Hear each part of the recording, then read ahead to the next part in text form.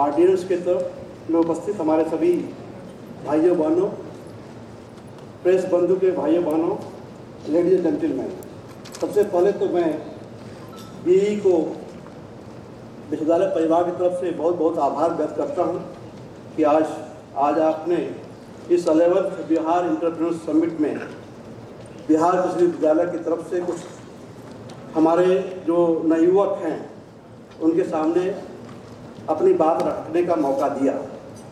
इसके लिए आपको बहुत बहुत धन्यवाद।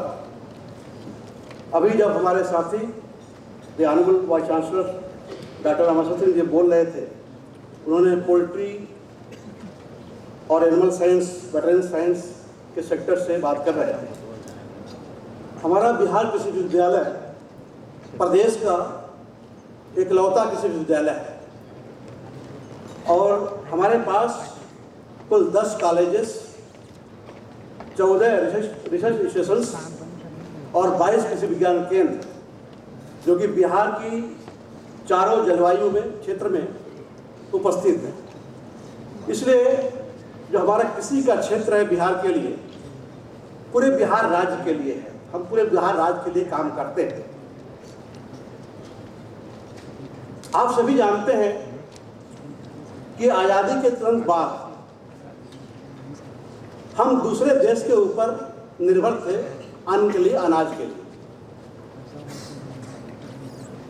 और उस समय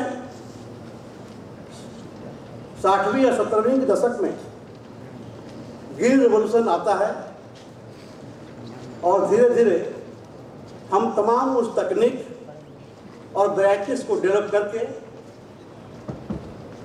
हम भारतवासियों का पेट भरते हैं। हमें आवश्यकता थी उस समय कि हम सभी लोगों का पेट भरें और हमें इसमें कामयाबी मिली। आज हमारे देश के कुल पॉपुलेशन का 57% डायरेक्टली एग्रीकल्चर के ऊपर डिपेंडेंट है और ऐसे पूरे पॉपुलेशन का 70% जो कृषि के ऊपर निर्भर है इनडायरेक्टली। बढ़ती आबादी को हमें कृषि के जरिए उनका पेट तो भरना ही है, साथ साथ पौष्टिक भोजन भी देना है। और हमें इसमें बहुत बड़ी कामयाबी मिली कि जब हम एक समय आज़ादी के बाद और ग्रीन रेवोल्यूशन के पहले हम फूड डिफिसिट थे, यानी कमी थी। अब हम लोग तमाम अनुसंधान से, विज्ञान से, ज्ञान से, किसानों के परिश्रम से हम फूड डिफिसिट से फूड सरप्लस ही नहीं बल्कि फूड सफिशिएंट से फूड सरप्लस भी हो चुके हैं। यानी आज हमारा देश अपने लोगों के पेट भरने के अलावा ही नहीं बल्कि दूसरे देशों को भी अनाज भेज रहा है। हमारा देश पूरे विश्व का सबसे अधिक एग्रीकल्चर लैंड हमारे देश में पाया जाता है और सबसे अधिक हाईएस्ट क्रॉप एरिया हमारे ही देश में होता है। अगर हम नौजवानों की तरफ देखें, जो नवयुवक हैं हमारे देश में, देश के पूरे पॉपुलेशन का 50% population below the age of 25 years है और more than 75% below the age of 35 years. और ये हमारे लिए बहुत ही महत्वपूर्ण चीजें हैं कि हम कैसे इन युवाओं को कृषि की तरफ आकर्षण करें कि जो आज का जो किसान है पूरे देश में उसकी औसत आयु करीब 65 से 70 साल है और जो युवक हैं वो कृषि के प्रति आना नहीं चाहते। इसलिए हमारे लिए एक चुनौती है। जबकि हम दूसरी तरफ अगर देखें,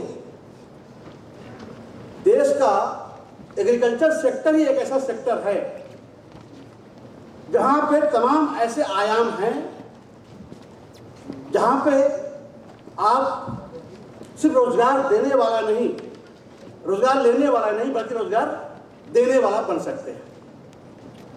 और इस दिशा में हम पूरी तरह काम कर रहे हैं।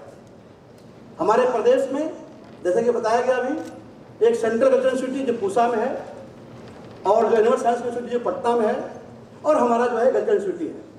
हम सभी लोग मिलकर इस पे काम कर रहे हैं। एक समय बिहार राज्य कृषि के क्षेत्र में बहुत पिछड़ा राज्य माना जाता था, लेकिन बिहार सरकार ने जो कृषि रोड मैप लेके आई 2023 में, अभी माननीय राष्ट्रपति महोदय द्वारा जो फोर्थ कृषि रोड मैप है उसको लॉन्च किया गया, और उसके पहले हम लोगों ने 3 कृषि रोड मैप लॉन्च किया है। उन 3 कृषि रोड मैप का जो इम्पैक्ट है बिहार में, वो बिहार किसानों की तरफ, उससे हमारी प्रोडक्शन और प्रोडक्टिविटी लगभग हर एक क्रॉप में बढ़ा, और उसी का फल है कि आज हम मक्का में, धान में, गेहूं में हम अग्रणी राज्य में हैं। और मक्का जो समर सीजन का मक्का है, पूरे देश में हम नंबर 1 पे हैं। और शहद उत्पादन में भी बिहार राज्य नंबर 1 पे। और इसलिए हम चाहते हैं कि आप सभी नागरिकों को कृषि के प्रति अपना आकर्षण, अपना ध्यान देना चाहिए। यह हमारे विश्वविद्यालय की सफलता है कि हमने बिहार राज्य के 5 ऐसे क्राफ्ट्स हैं जिनको हमने जीआई दिलाया, जियोग्राफिकल इंडिकेशन जिसे बोलते हैं, हम लोगों ने दिलाया। आज चाहे आम के क्षेत्र में कतरनी, आपका जर्दालू आम जानते होंगे आप, जो बहुत पॉपुलर है। धान के क्षेत्र में कतरनी धान आप जानते होंगे। लीची में आप शाही लीची जानते होंगे। मखाना जो मिथिला मखाना है, पान, ये सब चीजों पे जीआई प्राप्त हुआ। ये सभी हमारी धरोहर क्राफ्ट है। हमें आज आवश्यकता है इन सभी धरोहर क्राफ्ट को बचाना भी, और धरोहर से कैसे व्यापार किया जाए इसके ऊपर हमें ध्यान देना है। और इसीलिए जो आज का ये सम्मेलन है, ये बहुत इंपॉर्टेंट हो जाता है। हम चाहते हैं कि आप अपना व्यापार, अपना स्टार्टअप, अपना एंटरप्रेन्योरशिप आप एग्रीकल्चर में लेके आइए। आज जो मखाना है हमारे प्रदेश का ही क्राफ्ट है। करीब 85% मखाना का उत्पादन हमारा बिहार राज्य में ही होता है। हम पूरे देश में नंबर 1 पे। बट विडंबना यह है कि दूसरे राज्यों के लोग इसका व्यापार करते हैं, और हमारी चिंता यही है। हमारा कच्चा माल लेकर के अपने यहां उसकी पैकेजिंग, ब्रांडिंग करते हैं। तमाम ऐसे महाराष्ट्र की हो, चाहे केरला की हो, चाहे आंध्र प्रदेश की हो, उत्तर प्रदेश की हो, तमाम ऐसी कंपनियां जो डायरेक्टली किसान से अपना बार्गेनिंग करके, उनका कच्चा माल लेकर के अपने पैकेजिंग, ब्रांडिंग करके, अपने ब्रांडिंग करके उसको माल बेच रहे हैं। और यही नहीं, यही मखाना हम अमेरिका में भी दे सकते हैं। 100 ग्राम, 50 ग्राम का जो पैकेट होता है, अमेरिका में 1000 से 1500 रुपये बिकता है। लेकिन हमारे किसान को क्या मिलता है? ये हम सबके लिए चिंता का विषय है कि कैसे अपनी धरोहर से हम व्यापार शुरू करें, अपनी धरोहर को कैसे बचाएं, और धरोहर की कैसे हम ब्रांडिंग और पैकेजिंग करें। ये इशू बहुत बड़ा इशू है।